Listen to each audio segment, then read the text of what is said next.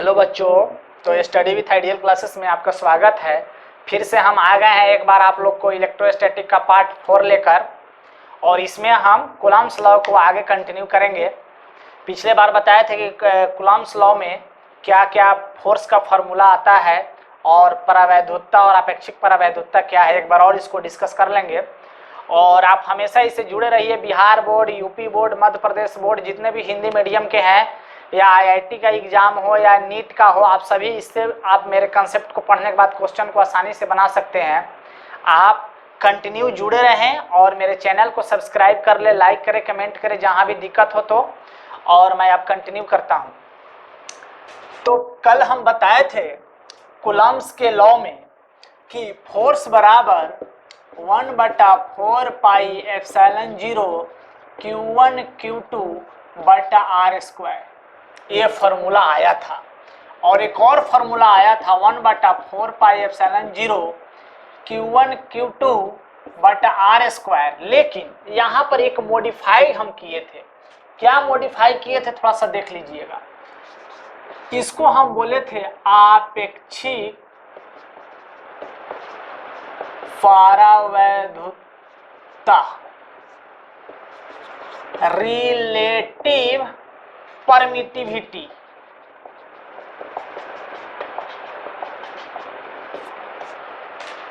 Relative permittivity के बारे में हम बताए थे कि E/E0 एप्सिलॉन 0, इसको बोलते हैं निर्वात का, जिसका हम बता चुके हैं। और ये था माध्यम का, इसको ये था आपका माध्यम का। ये माध्यम का था और ये निर्वात का था। हम आपको बताए थे कि इस फॉर्मूला में मॉडिफाई किया गया था। कैसे? तो E बराबर आ जाता है ER इंटू E0। अब किसी माध्यम में निकालना है, माध्यम कुछ भी हो सकता है। अगर उस माध्यम का अगर निकालना हो तो वहां पर इस दोनों को मल्टीप्लाई करेंगे, क्योंकि रिलेटिव वाला टर्म आपको दिया रहेगा। और रिलेटिव मतलब क्या आप जानते हैं? आप जानते हैं कि भाई बहन, मम्मी पापा, ये सब रिलेशन है। उसी तरह का ये रिलेशन है, ये रिलेटिव है। रिलेटिव मतलब किसके रेस्पेक्ट में? तो हमेशा हम निर्वात के रेस्पेक्ट में देखते हैं या हवा के रेस्पेक्ट में देखते हैं कोई भी परावैद्युतता को, और माध्यम का ऊपर देते हैं। यानी हमको ब्रिक्स में निकालना हो, पत्थर में निकालना हो, स्लैब में निकालना हो, ये सब चीज उसको छोड़ देंगे। और हवा का पता होगा और रिलेटिव वाला टर्म दिया होगा, दोनों को मल्टीप्लाई करेंगे, जहां निकालना होगा वहां पता चल जाएगा। अब ई के बारे में इतना आ गया। यानी इस फोर्स का फॉर्मूला हम इतना लिख दिए थे आपको कल, ER इंटू E0, और यहाँ पर ER आ जाएगा और यहाँ आर स्क्वायर। ये फॉर्मूला आया था। अगर कहेगा कि अगर पूरा सब चीज हवा है, सब चीज हवा है, आपका ये भी मीडियम भी हवा में है और E0 भी हवा में है, यानी कि ER का मान क्या हो जाएगा? 1। और ER का मान जब 1 हो जाएगा, यानी E बराबर एप्सिलॉन 0 हो जाएगा, तो यहाँ पर क्या हो जाएगा? ये हवा के लिए ये वाला टर्म, E वाला R वाला टर्म खत्म हो जाएगा, और इसका मान डायरेक्ट 9 × 10⁻9 रख देंगे और मेरा मान आ जाएगा। तो ये ऐसे करते हैं, माध्यम में निकालना हो या कहीं भी फोर्स निकालना हो, ऐसे निकालते हैं। अब यहाँ पर एक ऑब्जेक्टिव क्वेश्चन आता है, उसको थोड़ा सा आप ध्यान रखिएगा। इसको कभी कभी बोल देता है कि आप ये बताइए ऑब्जेक्टिव में ही कि अगर हम फोर्स का, वैद्युत बल का तुलना गुरुत्वाकर्षण बल के से जब करते हैं तो क्या इफेक्ट होता है। तो दोनों में देखेंगे कि दोनों में क्या समानता है और दोनों में क्या अंतर है। दोनों एकदम फॉर्मूला के क्लोज है, लेकिन उसमें मास का यूज होता है, यहाँ पे यूज होता है चार्ज का। उसको समझने से पहले एक छोटा सा नोट करके एक पॉइंट लिख लीजिएगा। नोट दे करके लिख लेना है आपको। क्या लिखना है? नोट में आपको लिखना है कि 1 माइक्रो कूलम्ब बराबर होता है 10⁻⁻6। माने माइक्रो में होता है ना, तो उसको 10⁻⁻6 कहते हैं। 1 नैनो कूलम्ब बराबर, नैनो लिख लीजिएगा इसको, नैनो इसका होता है 10 के पावर -9। ये न्यूमेरिकल बनाने में आपको मदद करेगा। बार बार चार्ज माइक्रोन के तौर पर लिख देगा, नैनो के टर्म में लिख देगा, तो आप डायरेक्ट एक के बदले जैसे 5 नैनो कूलम लिख दिया, तब 5 × 10 के पावर -9 लिखिएगा, तब आपका न्यूमेरिकल में वो चीज सुटेबल डाटा आएगा।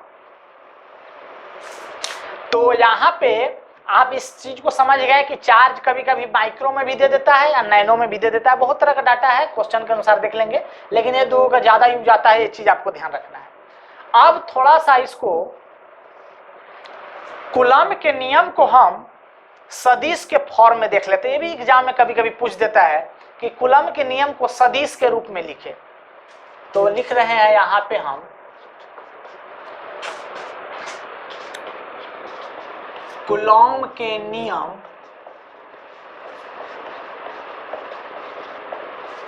सदिश के रूप में, यानी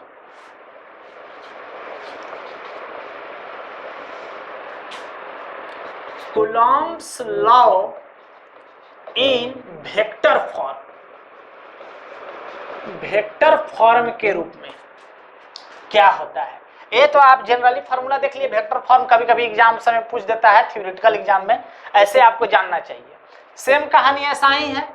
मान लो कि यहाँ पर एक चार्ज है, इससे अभी रिलेटेड कुछ ऑब्जेक्टिव बताएंगे। डायरेक्ट बिहार बोर्ड, किसी भी बोर्ड में डायरेक्ट क्वेश्चन पूछता है इसका ऑब्जेक्टिव, और उसके अलावा इसकी जस्ट हम इसके बाद जब ये पूरा कंप्लीट हो जाता है तो हम इस पर न्यूमेरिकल कराएंगे पॉलीगन वाला, जिसमें रेक्टेंगुलर होगा और ट्रायंगल होगा, और अध्यारोपण का सिद्धांत जिसको सुपरपोजिशन प्रिंसिपल बोलते हैं, कि एक चार्ज की वजह से, बहुत सारा चार्ज की वजह से किसी एक चार्ज पर फोर्स निकालना हो तो कैसे निकालेंगे, तो उसको सुपरइम्पोज करेंगे, यानी सुपरपोजिशन थ्योरम, जिसको हिंदी में बोलते हैं अध्यारोपण का सिद्धांत, वो भी देखेंगे। ये बहुत इंटरेस्टिंग टॉपिक है, आप देखते चलिए।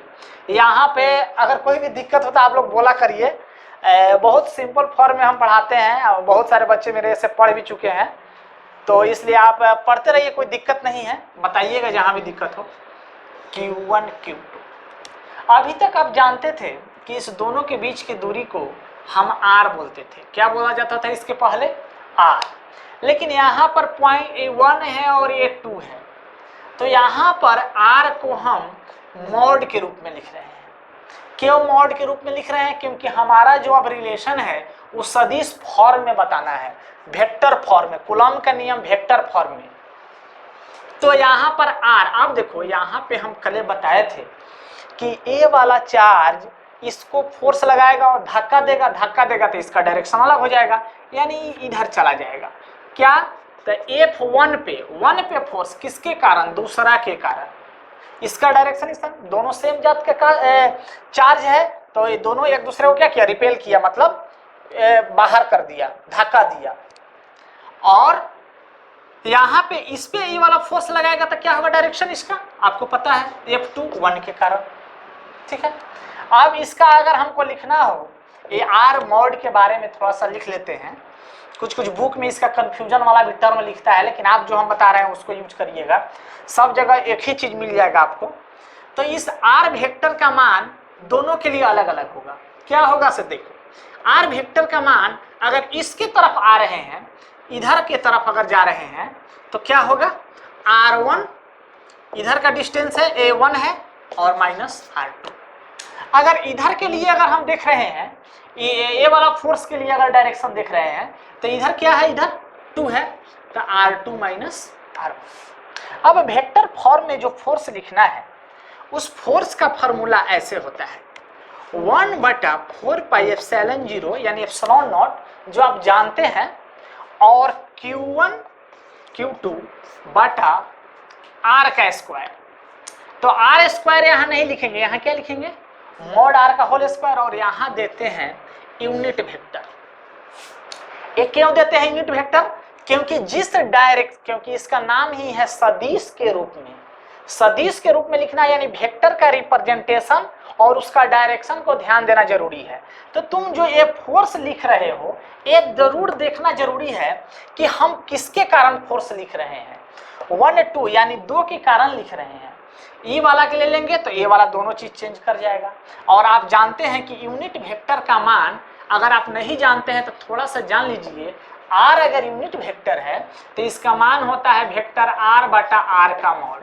अगर a का कोई अगर यूनिट वेक्टर निकालना है जिसके डायरेक्शन में हमको चाहिए कोई भी वेक्टर, इस यूनिट वेक्टर का अर्थ क्या हुआ कि वो वेक्टर और उसका मैग्नीट्यूड, माने इस मेरे इस हाथ के डायरेक्शन में अगर कोई चीज लिखना है तो उसका यूनिट वेक्टर लेंगे हम, तभी इस डायरेक्शन में हम कुछ चीज को शो कर सकते हैं, नहीं तो अपने आप हम शो नहीं कर सकते क्योंकि ये सदिश फॉर्म में है। तो मेरा अगर फोर्स इस डायरेक्शन में लिखना है तो इस डायरेक्शन में हमको यूनिट वेक्टर लेना ही होगा, तभी उसके डायरेक्शन को हम रिप्रेजेंट कर सकते हैं। इसीलिए इसका स्पेशल नाम है कूलम्ब के नियम सदिश के रूप में। ठीक है, तो यहाँ r यूनिट वेक्टर लिए, यहाँ जैसे a का यूनिट वेक्टर था तो क्या लिखते, a वेक्टर a का मॉड, मॉड मतलब होता है उसका मैग्नीट्यूड। आप जानते हैं वेक्टर में ए, जैसे ए बी सी कोई वेक्टर है तो A square plus B square plus C square का रूट, वही उसका मैग्नीट्यूड हो गया। अब यहाँ पर अगर हमको लिखना है 1 2, 1 पे फोर्स किसके कारण, 2 के कारण, तो ये बताओ यहाँ पर जो यूनिट वेक्टर होगा, यहाँ पर जो यूनिट वेक्टर होगा वो कौन सा वेक्टर होगा, तो यहाँ पर ये वाला वेक्टर होगा, इसके डायरेक्शन में लिखना है ना, तो 1 - 2, यानी यहाँ पे इसका जो फॉर्मूला जो लास्टली जो बनेगा 1/4πε0 Q1 Q2 और R मॉड का जो मान होगा, हम बोल रहे हैं बार बार कि जिसके डायरेक्शन में लिखना होता है उसका यूनिट वेक्टर लेते हैं, तो यहाँ पर यूनिट वेक्टर हो जाएगा R1 - R2 का मॉड का होल स्क्वायर, और यहाँ पर R का यूनिट वेक्टर यानी इस डायरेक्शन वाला, तो इस डायरेक्शन वाला यूनिट वेक्टर कितना होगा बताइए, यानी यहाँ पर लिख सकते थे 1 2 लिख सकते थे ना, यानी यहाँ पर क्या होगा R1 - R2 वेक्टर, ठीक है, क्योंकि यूनिट वेक्टर यही होता है, और नीचे हो जाएगा R1 - R2 का मॉड, यही होता है ना यूनिट वेक्टर जिसके डायरेक्शन में लिखना है। यानी ये हो जाएगा फॉर्मूला, यहां पर लिख देते हैं, इसको फाइनल कंप्लीट कर देते हैं। F12 बराबर हो जाएगा 1/4πε0 Q1 Q2 बटा R1 - R2 का मॉड का पावर 3 हो जाएगा, और यहाँ पर वेक्टर बच जाएगा R1 vector minus R2 vector. ए हो गया आपका वेक्टर के फॉर्म में, Coulomb's law in vector form. Exam में आए डायरेक्ट समीकरण लिखिए। अगर यही चीज को अगर आपको लिखना होता, क्या लिखना होता, एक चीज और देख लीजिएगा। अगर आप कहिए कि सर आप तो F12 लिख दीजिए, अगर F सर अगर 21 लिखना होता तब क्या होता, तो ए वाला डायरेक्शन चाहिए, ए वाला डायरेक्शन, यानी फॉर्मूला हो जाता 1/4πε0 Q1 Q2 बटा ये R का जो मॉड का जो मान था वो क्या हो जाता बताइए, R2 माइनस R1 का होल क्यू हो जाता, और यहां पर क्या हो जाता R2 माइनस, सॉरी इसको थोड़ा सा इधर कर देते हैं,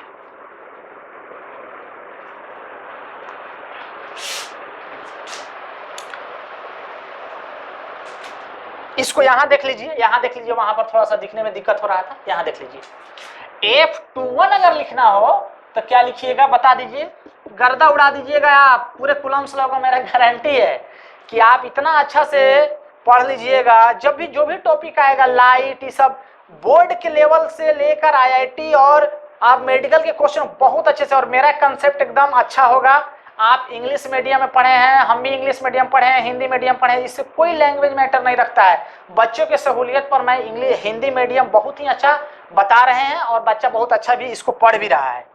तो F21 क्या हो जाएगा 1/4πε0 Q1 Q2, और R का मान चेंज हो जाएगा R2 माइनस R1 का होल क्यू, और यहाँ पर वेक्टर का भी मान चेंज हो जाएगा और ये हो जाएगा।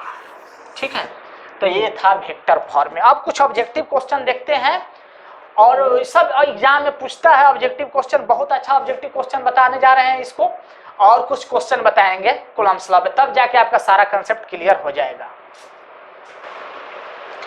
तो अभी देख रहे हैं कि सदिश फॉर्म में भी हम देख लिए और आप लोगों को कोई परेशानी नहीं हुआ, और आर जो डिस्टेंस था उसके बारे में भी आप अच्छे से समझ गए, क्योंकि आर जो था वो नीचे होल क्यू में था, उधर था।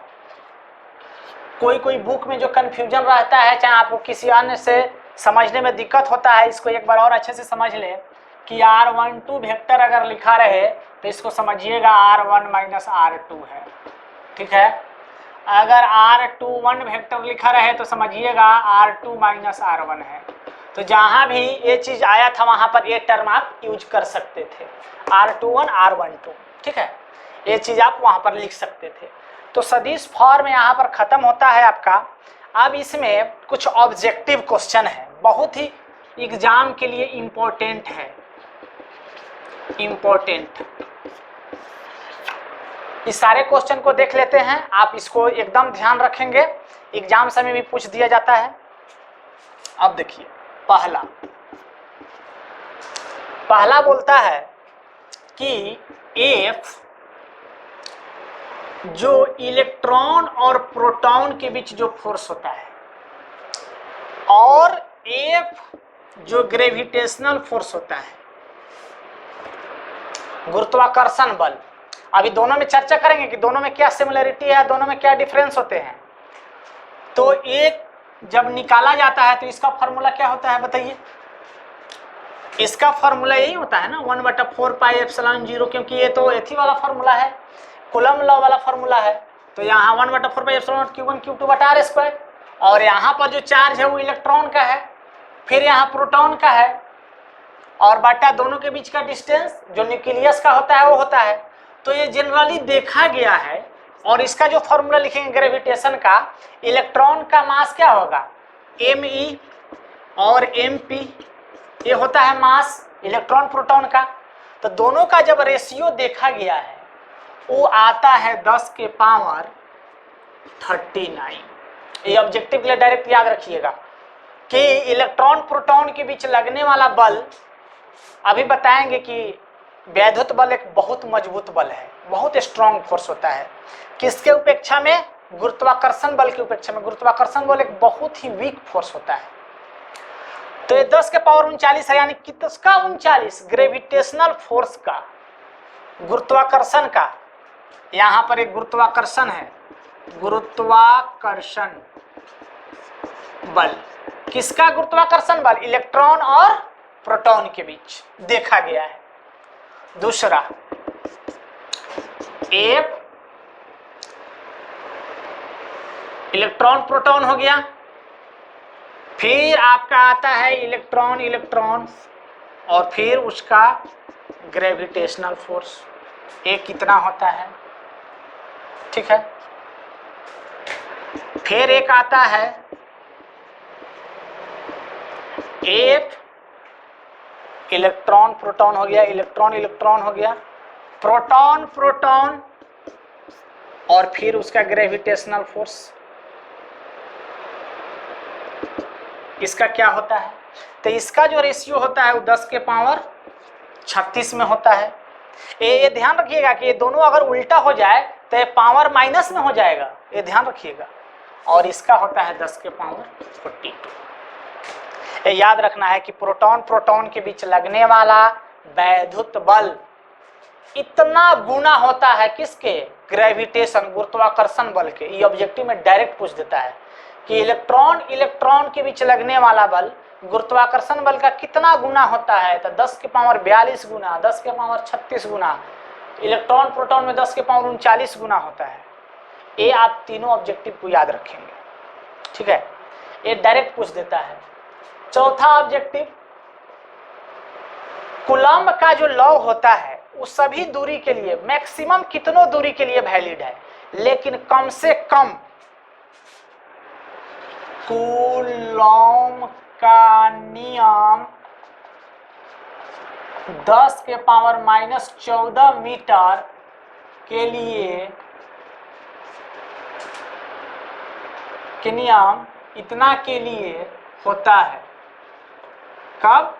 कम से कम माने इससे कम अगर जाइएगा तो कूलम्ब्स लॉ नहीं लग सकता है। तो सबसे कम दूरी कूलम्ब के लॉ के लिए 10 के पावर माइनस 14 मीटर होता है, ये याद रखना है। डायरेक्ट एग्जाम में आ जाता है क्वेश्चन कि कूलम्ब का लॉ। अच्छा, कोई पूछ दे कि कूलम्ब के लॉ का क्या इंपॉर्टेंस है भाई, आप बताओ। कोई अगर पूछ दे कि कूलम्ब का लॉ आप, तो ये चौथा ऑब्जेक्टिव था। सब एग्जाम में पूछा हुआ ऑब्जेक्टिव है या पूछता ही है हर एक बोर्ड में। बिहार बोर्ड में तो कई बार पूछ चुका है, इसको भी ध्यान रखना है। सारे बोर्ड में ये क्वेश्चन पूछे जाते हैं, बहुत इंपॉर्टेंट क्वेश्चन है और ये क्वेश्चन आपको हर एक जगह नहीं मिलेगा, ये ध्यान रखिएगा। 5वां पॉइंट, एक इलेक्ट्रॉन पर चार्ज होता है, एक इलेक्ट्रॉन पर आवेश 1.6 गुना 10 के पावर 19 कूलम्ब होता है। इतना कूलम्ब होता है, आपको पता है। तो कई बार एग्जाम में पूछ दिया जाता है कि 1 एम्पियर करंट के फ्लो होने से कितना इलेक्ट्रॉन निकल सकता है। पहला क्वेश्चन सेमी कह देगा कि किसी वस्तु पर अगर अनावेशित है, आवेशित किया जाए तो उससे कितना इलेक्ट्रॉन निकल सकता है।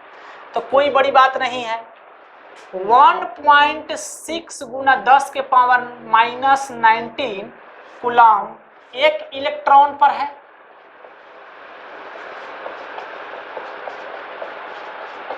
तो एक कूलम्ब आवेश कितना पर हो जाएगा, 1/1.6 गुना 10 के पावर माइनस 19। यानी एक कूलम्ब आवेश के लिए कितना चाहिए, कितना निकालना पड़ेगा। तो देखिए यहाँ ये एक जीरो वहां भेज दीजिए और इसमें से एक जीरो भेज दीजिए, यानी ये हो गया 100 और नीचे हो जाएगा 16 और गुना ये हो जाएगा 10 के पावर 18 और इसको भाग दे दीजिएगा तो ये हो जाएगा 96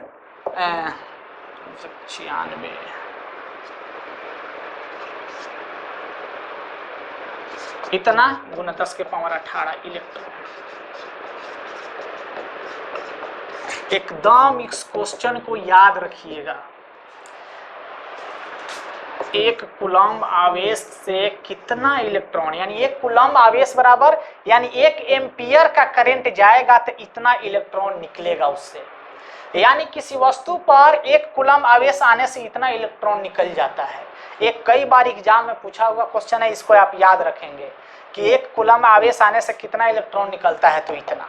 ठीक है, ये क्वेश्चन थे कुछ ऑब्जेक्टिव कूलम्ब्स लॉ के, और ये आपने इसे देखा और आपको ये समझ में आ भी गया। ये रेशियो याद रखना है। अब थोड़ा सा देख लेते हैं न्यूटन्स का ये जो गुरुत्वाकर्षण बल और वैद्युत बल में क्या अंतर है और क्या सिमिलरिटी है, क्या समानता है। तो इसे जानने के बाद सीधा हम जाएंगे अध्यारोपण के सिद्धांत, और अध्यारोपण का सिद्धांत यानी सुपरपोजिशन के बाद सीधा क्वेश्चन पर जाएंगे। तो यहाँ कूलम्ब्स लॉ मेरा फाइनली एंड हो जाएगा। तो अभी देख लेते हैं यहाँ पे हम कूलम्ब नहीं, सॉरी लिखिएगा इसे, वैद्युत बल और गुरुत्वाकर्षण बल में समानता और अंतर। ये बहुत इंटरेस्टिंग है। ये सब क्वेश्चन आपका आईआईटी और नीट के लिए भी इंपॉर्टेंट होता है कि दोनों में क्या समानता है और दोनों में क्या डिफरेंस होते हैं। तो आप देखो, वैद्युत बल एक मजबूत बल है। सबसे पहले हम अंतर लिख रहे हैं, डिफरेंस। अंतर में पहला लिख रहे हैं वैद्युत बल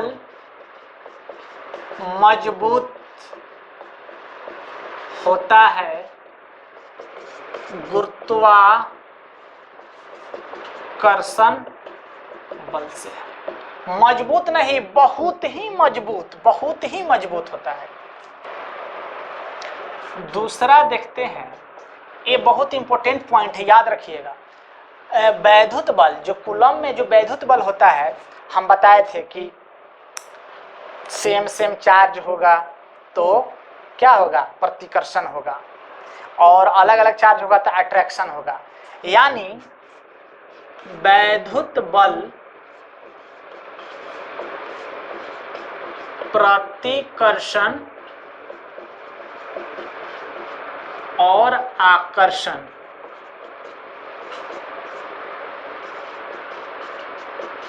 दोनों होते हैं। ये सब किसी एग्जाम का भी तैयारी करते हैं आगे, ये सब इंपॉर्टेंट होता है, ऑब्जेक्टिव एग्जाम से में भी, डायरेक्ट एग्जाम में आ जाता है। ये सब भी ध्यान रखना है फ्यूचर के लिए भी।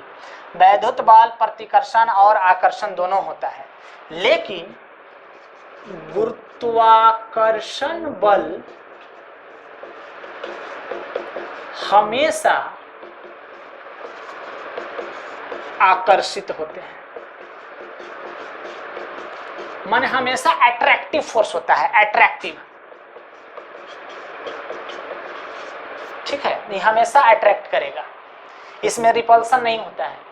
इसमें अट्रैक्शन भी हो सकता है, रिपल्सन भी हो सकता है। ये सबसे स्ट्रॉन्गेस्ट फोर्स होता है और गुरुत्वाकर्षण बल वीक होता है।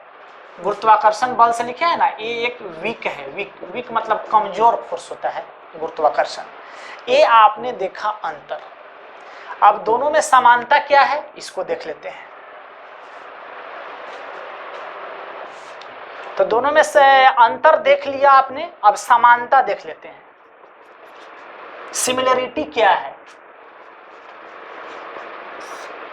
तो समानता में पहला होता है कि दोनों बल एफ, ए वाला गुरुत्वाकर्षण और ई एफ वैद्युत बल, कैसा वैद्युत बल और एक गुरुत्वाकर्षण बल, दोनों दूरी के इनवर्स के होल स्क्वायर के बराबर होते हैं, यानी व्युत्क्रमानुपाती होते हैं। ए आपको पता था, ए 1/r² होता है।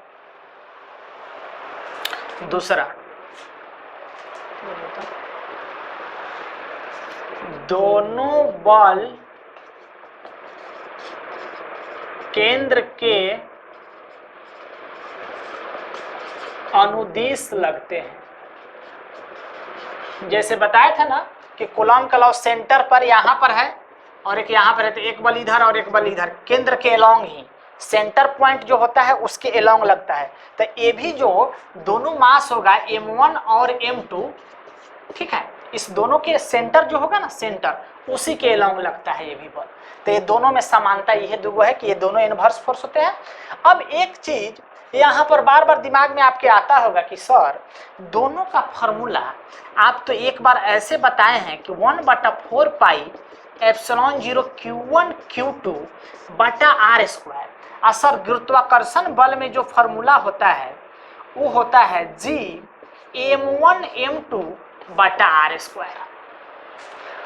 तो यहाँ पर देखो ये बड़ा कमाल का चीज है, थोड़ा सा समझ लीजिए इसको। यहाँ G है और यहाँ K होता है, तो दोनों के कांस्टेंट के बारे में थोड़ा सा चर्चा सुन लीजिए 1 मिनट का, कि K जो होता है वो आपको माध्यम पर डिपेंड करता है।